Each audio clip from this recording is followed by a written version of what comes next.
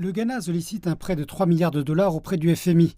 Mais même avec le feu vert préliminaire du FMI, le processus a été assez lent. Le gouvernement doit restructurer environ 30 milliards de dollars de sa dette publique avant de pouvoir bénéficier de cet argent. Le Club de Paris, les gouvernements américains et allemands, qui font tous partie des créanciers bilatéraux du pays, ont convenu d'une certaine forme d'échange de dette.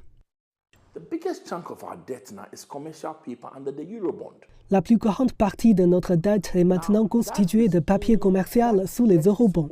Cette dette est due à des entités commerciales qui n'ont aucune tolérance géopolitique pour le Ghana.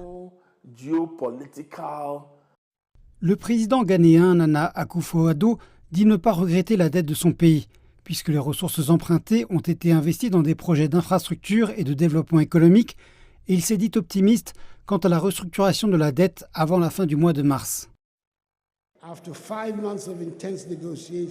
Après 5 mois d'intenses négociations et l'achèvement de la plupart des actions préalables requises en vertu de l'accord, nous sommes sur la bonne voie pour que la demande de programme du Ghana pour une entente de crédit élargie de 3 milliards de dollars soit présentée au conseil d'administration du FMI d'ici à la fin du mois.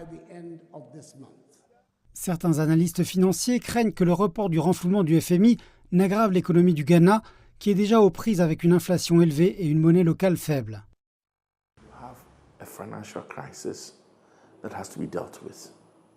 Vous avez une crise financière à laquelle il faut faire face.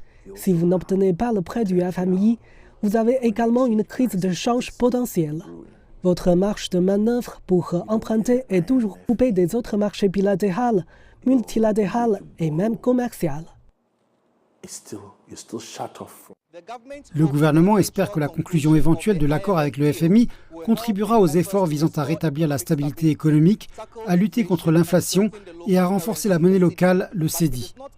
Mais on ne sait pas quand le prêt commencera à être versé dans le compte bancaire du pays, car les négociations doivent encore être finalisées.